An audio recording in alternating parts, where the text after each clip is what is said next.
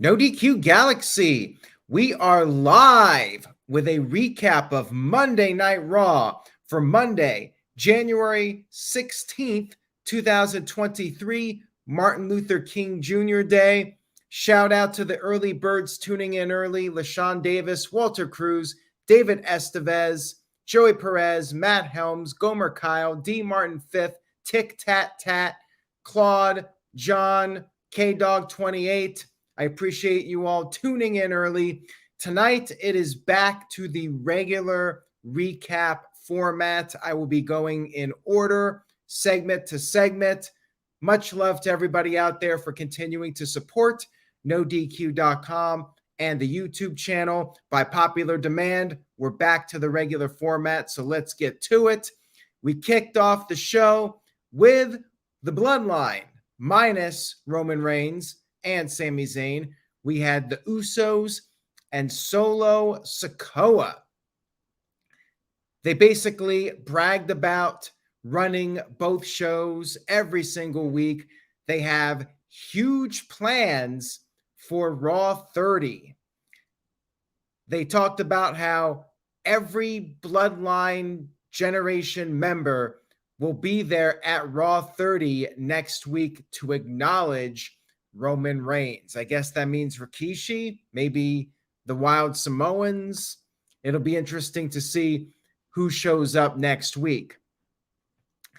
They vowed to be Judgment Day next week for the Raw Tag Team titles. I guess just the Raw Tag Team titles are on the line. Anyways, Judgment Day did show up to crash the party. Finn Bálor thanked the ex-con Dominik Mysterio for helping Judgment Day win last week. And it will be Dominik and Damian Priest in the tag match next week. So it's interesting because normally I would say that Dominik is not beating the Usos to win the tag team titles, but they made it very clear it's for the Raw tag team titles. Damian Priest even said that they are going to bring the Raw titles, the red Raw titles, permanently back to Monday Night Raw. So I suppose we could get a title change next week and have the tag team titles split up again. We had a confrontation. Things got heated up, and Rhea Ripley got in the face of Solo Sikoa. They had a stare down, and then Dominik took in a cheap shot, and then he got hit with a headbutt by Solo Sikoa. A huge brawl erupted.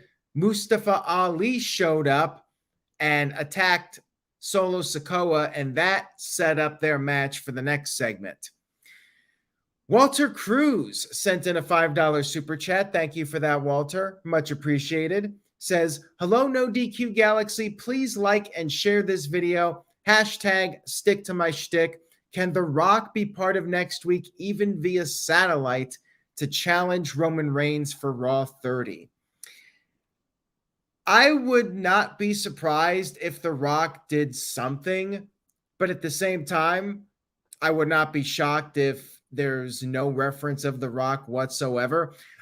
Let's put it this way. If there's no mention of The Rock, no satellite video, if there's nothing from The Rock next week, I think that's a sign that he's not going to be at WrestleMania. You would think that if The Rock is going to be part of WrestleMania, he would be at Raw 30 in some capacity. Something, whether it be just a little video message.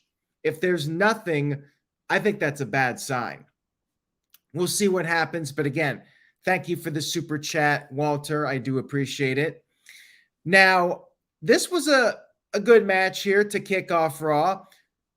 Give credit to Ali for making Solo Sikoa look like $1 million. Solo, I say this every week, he feels like a top tier guy, and he's only been on the main roster for 6 months now. It was it was mostly one-sided with Solo dominating Ali, clotheslined him, sending him inside out pretty much. Ali got sent spine first into the ring post, and then the Usos arrived to basically gloat. And that's when Kevin Owens arrived.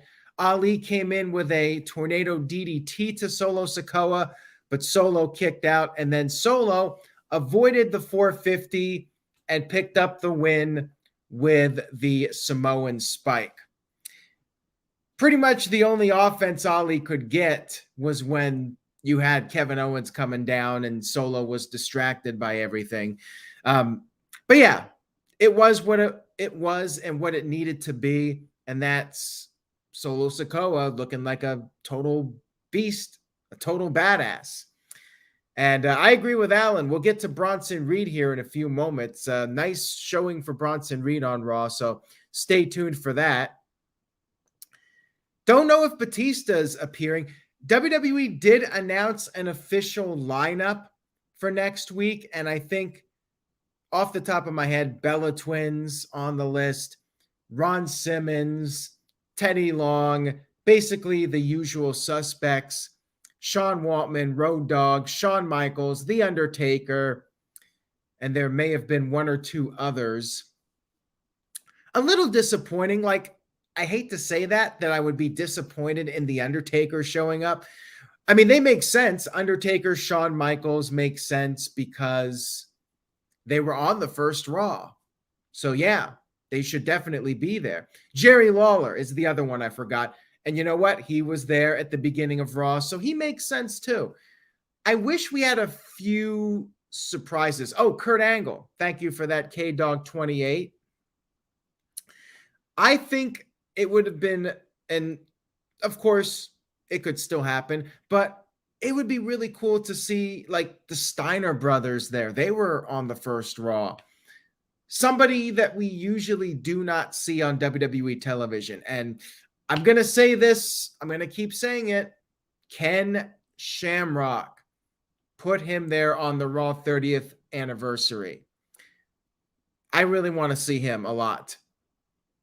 I know he wasn't there for too long, but the dude was the real deal.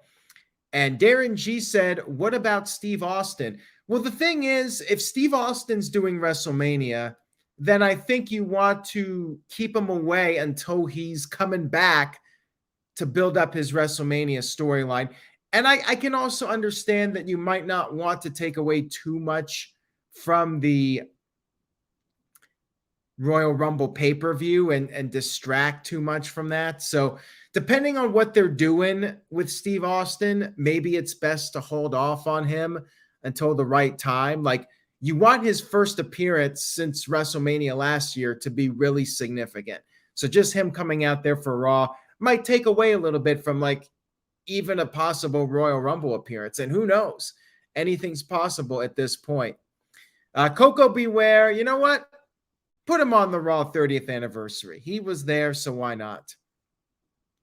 Anyways, we had part 3 of the Cody Rhodes story of his comeback, this time focusing on, of course, the rehab from the torn pectoral muscle, footage of him at the Nightmare Factory training for his return. And then we got the big announcement, which, not a shocker, Cody Rhodes is officially in the men's Royal Rumble match. The worst kept secret of all time. I know some people are like, why did they spoil this? Why not have him come back as the big surprise pop? And I think this was the right call because pretty much everybody and their brother knew that Cody was coming back for the Rumble. Like, it's no secret. It's not like John Cena coming back early from injury. Torn pectoral muscle, 5 to 6 month recovery time. And, you know, they tried. They were like, it might be 8 months. But, I mean, I think people have smartened up to this point and they know better. And they know Cody's coming back for the Rumble WrestleMania season. Like, it was painfully obvious. So did not need to be a surprise. And I agree with Michael Wayne. I mean, we all think Cody Rhodes is going to win, right? So you might as well throw him out there at the beginning. And if he's going to win, let him win from the beginning. Let him earn it. Like if he wins at 27, like, you know, didn't really have to do a whole lot to win. But if Cody Rhodes shows up at number 1 or number 2 and goes the entire distance, like that puts him over even more as the definitive challenger for Roman Reigns at WrestleMania. And I agree with J-Spin 401. Seth Rollins number 1 and Cody Rhodes number 2. Those guys should be the first 2 in my opinion. Like I thought about it, should they go to the end? I mean, they could, but I would like to see those guys at number 1 and number 2 and continue their feud right where it left off at the Royal Rumble. So Cody is officially back. And I mean, spoiler alert, we will be doing predictions soon, but I mean, I think he's going to be pretty much everyone's number 1 pick to win the Rumble. We had Elias backstage cutting a promo. He talked about his 2022, how it was a rough year for him, his brother getting destroyed, and he said that he's coming for vengeance. The tour begins at the Royal Rumble. But then MVP came out of Adam Pearce's locker room and said that the winner is already a done deal. Elias thought MVP was talking about himself and issued a challenge, and MVP said, sure, easy money. More on that later. We had the Street Profits going up against Cedric Alexander and Shelton Benjamin. Good match here. MVP showed up. Corey Graves said it's just business, and they were teasing something here with the Hurt Business. So basically, good match here, back and forth. MVP tried to help out. He was a little too late making the assist. And you had Benjamin and Alexander double teaming Dawkins, but then Cedric's pin attempt was countered by Dawkins, and Dawkins got the 1-2-3 victory. But clearly something's going on here. Lots of rumors about the Hurt Business, and definitely looks like this is leading to something.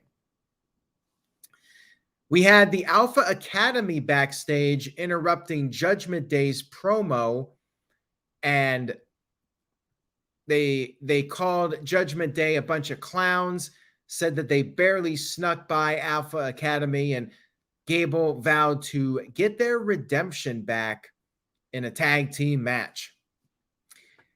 Next up, we had Becky Lynch coming through the crowd into the ring for a promo. She called Bayley a dope, called her a Karen, and called out Bayley. Bayley came out with Damage Control. She did the Chad Gable, "Swoosh, please." And Bayley said her name is not Karen. Becky said she is a Karen and peaked in 2015. And basically they were going back and forth. Bayley accused Becky Lynch of stealing her spot, and Becky said that that wasn't true. She wasn't even supposed to be the man, but she worked hard. She earned it. Bayley said that only happened because Becky got punched in the face by Nia Jax. Did not mention Nia by name. And Becky said when Bayley's not at the top, not in the top spot, it's someone else's fault. And I was thinking to myself, was this an indirect shot at Sasha Banks? Like the way this was worded sounded like, you know, Bayley's passionate, but when she's not in that top spot, she causes problems. This ended with Becky challenging Bayley to a steel cage match for next week's Raw 30th show. And I thought that this was a nice little match to set up for next week. I mean, Raw 30 really needed some help. Like I felt so far in 2023, there was not a lot of build up to this point, but On this Raw, they did set up some matches, and this was one of them. And it makes sense. I mean, Becky Lynch is a obvious favorite to win the women's Royal Rumble, and Bayley will probably be in it. So you might as well do the singles match on Raw next week for Raw 30. Looking forward to that. And then we had Mustafa Ali meeting with Dolph Ziggler. This storyline's continuing. Maybe they're going to team up at some point. Ali was pissed off because Ziggler is getting opportunity after opportunity handed to him. And Ziggler basically blew him off, said he doesn't have time to deal with Ali. Ali knocked him down and asked if he had Ziggler's attention. So the plot thickens with these guys. They're probably going to become a tag team at some point just because neither guy really has a clear direction. But hey, sometimes that works out and they might become a great tag team. Who knows? We'll have to wait and see. We had Elias in a match against who he thought was going to be MVP. But as it turns out, MVP wasn't talking about himself being the one who's going to win the 2023 Rumble. The man that Elias would be facing was Omos. Omos is back after being gone for several weeks. And yeah, this was very one-sided. Elias tried, but was basically getting his ass kicked. Then they were both on the outside of the ring, and Elias sidestepped Omos. Omos went into the post, but then MVP got in the way. Elias grabbed his guitar, but Omos headbutted Elias.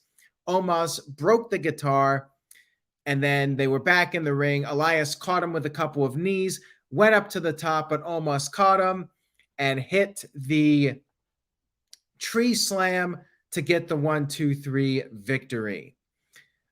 Matthew is confused. We'll see. Like, the way this was building up on this show, it certainly could be like the Hurt Business with all the old members plus Omos. Like, I could definitely see that being a direction here in the future. I mean, they're certainly building up this idea that the Hurt Business will be reuniting. So Omos gets the win. They're setting him up for the Royal Rumble. I mean, we all know he ain't winning, but they're trying to hype him up as a favorite to win. Unfortunately, the big guys never really win the Royal Rumble, if you think about it. Big John Studd won, but Big Show never won it. He contested it, but Rock was technically the winner. Big Show was runner-up in 2004. I guess you could call him the winner, right? Because the guy who won, well, he does not exist. He's been stricken from the record book. So I guess Big Show was the winner. Kane never won despite dominating all of those years. Great Khali never won, which probably a good thing. We had Tozawa backstage wanting to be in the Royal Rumble, but, you know, he's very low on the totem pole, 24/7 veteran. So Adam Pearce said he would have to earn the opportunity in a match. And this is the thing, too. I guess Undertaker could constitute a big man winning the Royal Rumble. That is true. Here's something. Tozawa is a step below Ricochet because at least Ricochet could qualify by winning a match. Pierce said that if Tozawa won his match, he might be considered for a Rumble spot. Really sucks to be Tozawa when you're not even guaranteed a spot if you win your match. So that match took place later. We'll get to that here in just a few moments. Moving on here, we had Judgment Day versus Alpha Academy. I guess Alpha Academy are baby faces now. They're going up against Heel Axe, and Otis is doing the caterpillar again. Gable using his speed, using his amateur wrestling background. this was another fun match. Like the wrestling was really solid on this show. Crowd was okay, not AEW level, but decent enough crowd. So the matches were fun to watch. Dominik held the top rope down, sending Gable to the outside, and that's how Dominik and Priest got the upper hand. Dominik, using the heelish tactics, tagging out right away.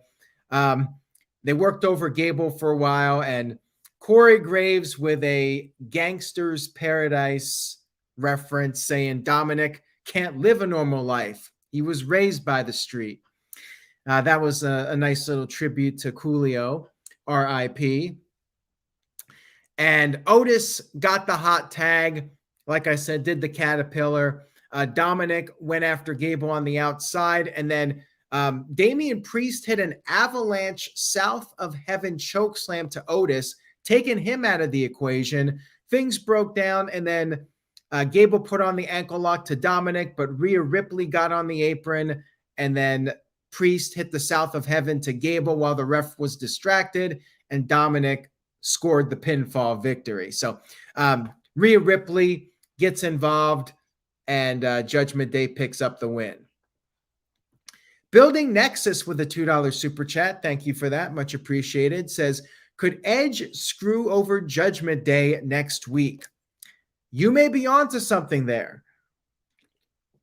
Now, the question is, do they have Edge as a surprise? Like, it would not replicate 2020. So I actually like the idea of Edge just showing up on Raw 30 and declaring himself for the Rumble. I don't think he needs to be a surprise, and you're never going to recreate that 2020 moment. So just bring him back on the go home show. And I think that's a great idea. Although I still feel like we could have a title change next week, since they've emphasized the Raw tag team titles being on the line, not the undisputed titles. Next up, we had the Martin Luther King Jr. Day video package. They do it every year. Very classy by WWE. Then we had Io Sky versus Michin with Candice LeRae in her corner, since you had Dakota Kai in Io Sky's corner. Another good match here. Io Sky hitting a big top rope drop kick, double knees into the corner, but Michin kicked out. Then she went for a Hurricane Rana, but Michin countered, hit a neck breaker, started building up some momentum, and then we had the outside interference. You had Dakota Kai getting on the apron, but Candice LeRae knocked her off. Io Sky was distracted, and then Michin took advantage, got the win, but was immediately attacked. However, Candice LeRae made the save. Candice Michelle, maybe she'll show up in the Women's Royal Rumble match. I like the fact that the babyface was smart. Michin brought out some reinforcements, had a friend, and got the win. And it was the heel that got distracted and lost the match. So good booking here. I enjoyed this. And you know what? I'm fine with Io Sky losing this. Michin, I think at this point, needed the win quite a bit more than Io Sky at this point. And Candice is one who could also benefit from some wins at this point. We had a recap of Alexa and Uncle Howdy. Bianca Belair made her return from being gone a few weeks. Talked about how she misses everyone, even if she's gone for a short period. She talked about the risks of being the champion, but said, with those risks come rewards. She called out Alexa Bliss. Alexa has another remix of her theme song. I feel like she's gone through like 10 theme songs since her WWE debut. This is a new, more heelish version of the stand up, shut up, and fight me, whatever the lyric is. And she said that Bianca Belair fears her, and that's because Bianca doesn't know what to expect from her. Bianca challenged Alexa to a championship match, giving her the opportunity to compete for the title at the Royal Rumble Premium Live event. And Alexa accepted. We had a big fight breakout.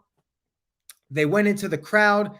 Bianca set up 2 chairs and was going to hit the KOD through the chairs, but then she stopped. Uncle Howdy was in the little aisleway with the shadow effect applied, and Bianca was distracted by this. Alexa hit a DDT on the floor. So yes, Uncle Howdy continuing to make his presence felt on Monday Night Raw. You better believe that there's more to this story. Next up, we had Bronson Reed versus Tozawa. And as I mentioned earlier, Bronson Reed looked like an absolute beast in this match. Tozawa does a great job at putting over people, so you got to give him credit. He serves a purpose. He made a brief comeback, hit a big dive, came off the apron, but got caught, was sent into the barricade, and then Reed jumped off the apron with a tackle, got Tozawa back in the ring, hit the tsunami, and got the 1, 2, 3.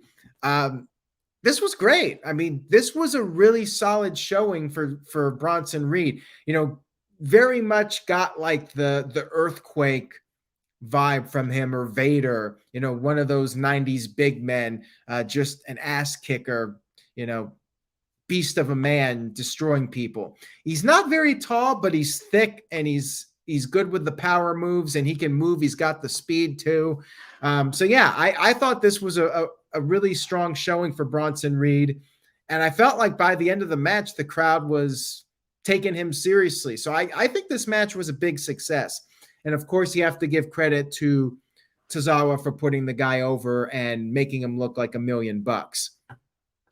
And yeah, Darren G, the idea is that Bronson Reed will do something for The Miz if The Miz pays him. But yeah, they've pretty much separated them, which I'm fine with that. Like, if Bronson Reed was just like the bodyguard or the heavy, I would have been fine with that too. But I think they've kind of overdone it with The Miz always having a sidekick.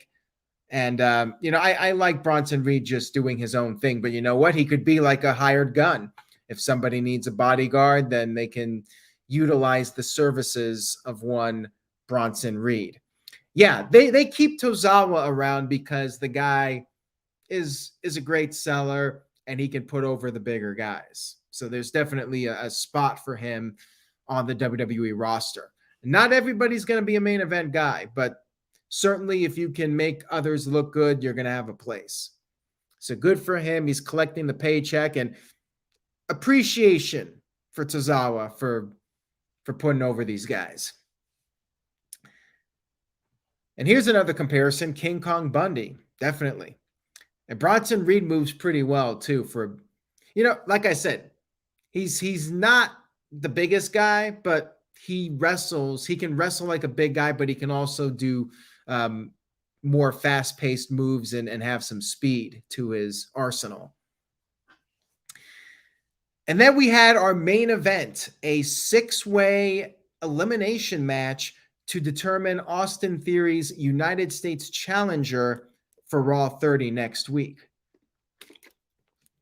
Before the match, Seth Freakin Rollins cut a promo, said he wants it all. He wants it now, to quote Freddie Mercury. And we had our match, Rollins versus Finn Bálor versus The Miz versus Dolph Ziggler versus Baron Corbin versus Bobby Lashley. Theory came down to do commentary for the match. Pretty standard stuff here. Big brawl erupted. JBL was out there taking a cheap shot at Lashley. Early on in the match, they did the Tower of Doom, the power bomb and the double suplex. Always gets a crowd pop. I say this every time they do it. It's the easiest thing in the world. Pull apart brawls. They always get a big crowd pop, just like all the near falls in AEW. Get all the fans chanting, "This is awesome." It always works. The Tower of Doom spot. If you have a dead crowd, just bust out the Tower of Doom to wake them up. So anyways, they tried to put away Lashley. Fameasser from Ziggler. Skull-crushing finale from Miz. But Lashley was able to kick out. And then Rollins pinned Miz with the stomp. No surprise here. Miz being the first one out. Totally expected that. And guess who was second out? Was Dolph Ziggler. But he did get in some offense. Ziggler did a dive to the outside onto everybody. Cleaned house for a bit, hit some super kicks, but then Rollins hit the pedigree and got the 1-2-3 on Ziggler. After the commercial break, Bobby Lashley was dominating, went for the hurt lock, but then Omos showed up.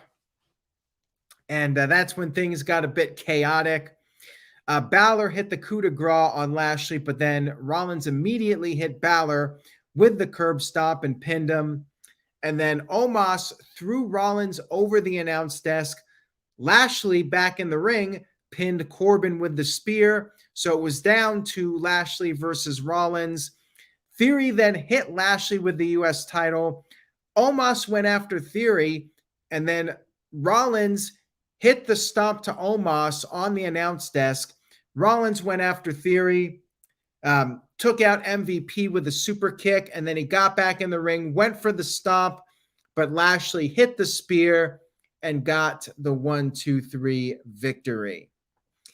Good main event here. I agree with that. Little chaotic at the end. Bobby Lashley going on to next week to face Theory, which is interesting because I feel like it's too soon for Theory to drop the title. So does that mean we're going to have some shenanigans next week? I guess time will tell. But all in all, good Raw. It built up for next week, built up for the Royal Rumble. Was not a top tier Raw, but it was a good show. Quality wrestling, solid build up for the upcoming shows. So I'm giving it a solid B. Very solid, enjoyable episode of Raw. And I'm looking forward to next week, looking forward to the Rumble. So as far as I'm concerned, it did its job. Mission accomplished. Got me hyped up a good amount for next week and next Saturday. Thank you all for tuning in tonight. Very much appreciated. Good turnout tonight, and I appreciate the comments in the chat room. If you enjoyed the video, please do me a favor and give this video a thumbs up, a like on YouTube. Subscribe if you're watching this on Twitch or Facebook or Twitter. Go to youtube.com/AaronRift, no DQ. Please subscribe. Tell a friend. Spread the word.